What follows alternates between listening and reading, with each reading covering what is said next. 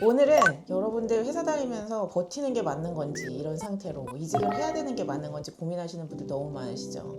그거에 대한 해답을 좀 드려볼까 해요. 얼마 전에 저한테 찾아오신 분이 상사의 폭언과 스트레스 때문에 안면 마비가 오신 분이 계셨어요. 얼굴만 마비된 게 아니라 팔이랑 몸이랑 못 쓰게 그렇게 됐다가 병원도 다니고 이러면서 조금 나아져가지고 저를 찾아오시게 된 거예요. 그럼에도 불구하고 이 회사를 다니는 게 맞겠냐는, 그렇게까지 했는데도 그 회사를 다녀야 될까 고민했던 이유는 그 회사가 대기업이었고 연봉이나 뭐 복지가 괜찮은 편이었어요. 그러니까 그만두고 나오기에는 좀 아깝다는 생각이 드는 거예요. 그리고 요즘에 경기도 너무 안 좋잖아요.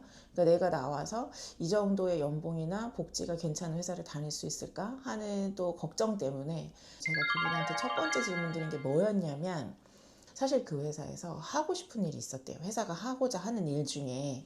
그래서 내가 손을 든 거예요. 저 그 일 할 수 있습니다. 자신 있습니다. 그랬더니 괘씸한 거죠, 이분이. 네가 뭔데 나한테 얘기도 제대로 안 하고 어디 가서 네가 하고 싶은 일을 하겠다고 한 거야.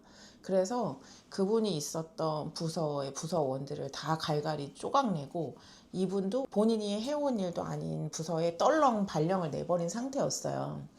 그래서 그렇게 스트레스를 받고 하시게 된 거여서, 지금 하는 그 일을 1년 정도 더 하면 어떤 변화가 있을 것 같냐라는 질문을 드렸거든요. 1년 정도 더 지난다라고 하면 내 포지션이 어떻게 될 것 같냐, 내가 하고 싶은 일을 할 수 있을 것 같냐, 그리고 그 회사의 미래와 관련해서는 어떤 변화들이 있을 것 같냐 하는 질문을 드렸거든요.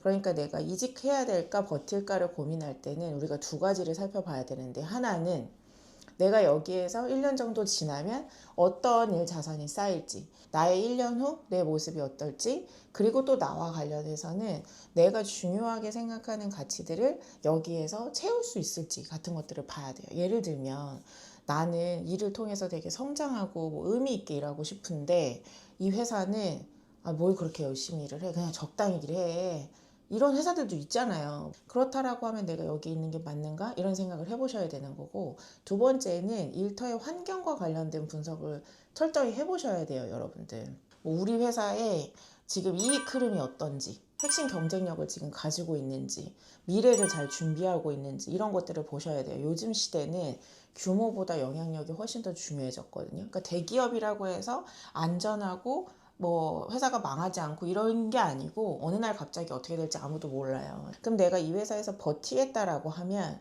이 일터의 환경을 봤을 때 회사의 성장성 괜찮은지 여러분들 다니고 있는 회사 주가 차트만 봐도 알 수 있어요. 저한테 상담 오셨던 분이 다니고 있는 회사는 주가가 줄줄줄줄 미끄러지고 있었어요. 그 얘기는 뭐냐면, 시장에서 이 회사에 대한 기대도 예전에 비해서 굉장히 안 좋아지고 있다, 실제 실적이 안 좋아지고 있다, 이익 흐름이 좋지 않다 하는 얘기를 하는 거고, 핵심 경쟁력과 관련해서도 별로 좋지 않은 상태였어요. 제조라든지 유통이라든지 이런 곳들이 전부 다 산업의 축이 지금 온라인 IT로 바뀌고 있는지 오래됐는데, 그것들을 빨리빨리 대응하지 못하는 경우에 회사의 상황이 급격하게 안 좋아지고 있는 것 같아요. 이제는 규모가 중요한 시장이 아니기 때문에 내 경쟁력을 갖는 것이 훨씬 더 중요해집니다. 그러니까 우리나라의 많은 뭐 제조나 유통의 대기업들은 역사도 오래됐고 해온 시스템들도 오래됐지만, 그래서 갖고 있는 단점이 뭐냐면, 거기에서 일하는 개인들을 보면 나는 없고 약간 표준 편차에 들어오는 평균치의 사람들을 많이 뽑는 조직들이고, 시키는 것만 하는 사람이 되면 나와서 사실 되게 힘들어지는 거죠. 근데 상대적으로 내 주도로 일을 할 수 있느냐 하는 게 되게 중요한 것 같아요. 예를 들어서 저 같은 경우에 다녔던 회사들 다 큰 회사들이었었어요. 다 큰 회사들이었는데 제가 다행이라고 생각하는 건, 처음 데스크를 셋업하는 일들이 좀 많았거든요. 그냥 막 맨땅에 헤딩하면서 해야 되는 일들이 많았어서, 1인 기업은 사실 내 손이 안 닿는 게 없고 내 시선이 안 닿는 일이 없거든요. 다 해야 돼요.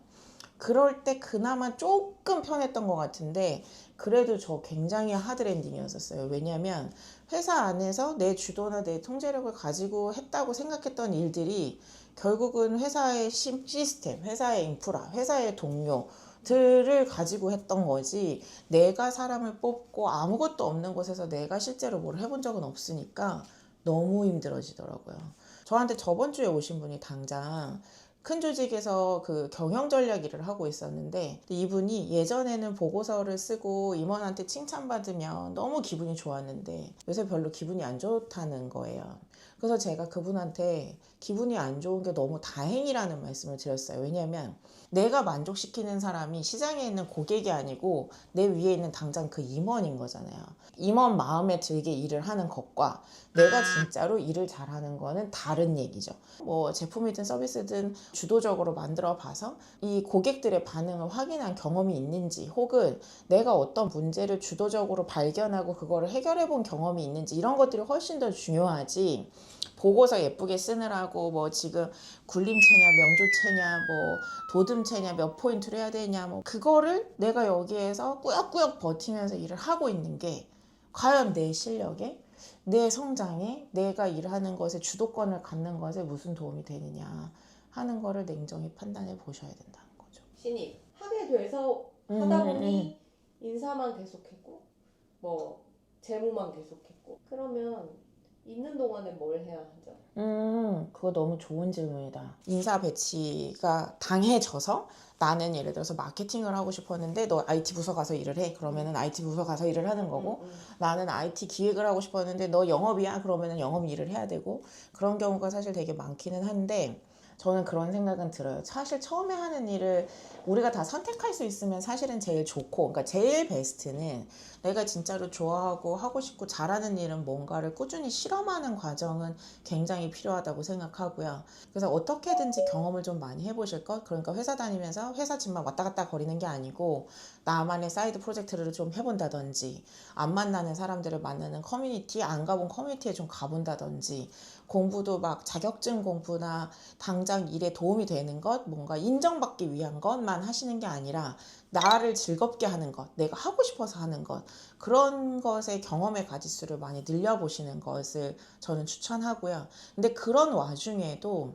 좀 일하는 근육이, 잔근육이 나한테 붙어 있으면 내가 진짜 하고 싶은 일을 할 때 그 근육을 좀 쓸 수 있거든요. 저도 예전에 회사 다닐 때 저 증권사 그렇게 원해서 간 거 아니었고 어떻게 하다 보니까 거기로 가게 됐고, 그러면 거기에서 다니면서 했던 일들이 그렇게 다 싫기만 하고 도움이 되지 않았냐라고 보면 그렇진 않기도 하거든요. 그러니까 회사 다니면서 내가 쌓을 수 있는 것들은 쌓아보는 것, 저는 그 일자산을 쌓아보시라는 얘기를 많이 하기도 하는데, 근데 사실 저는 이 세상에 어떤 회사도 나를 100% 만족시켜주는 회사가 없다고 생각하거든요.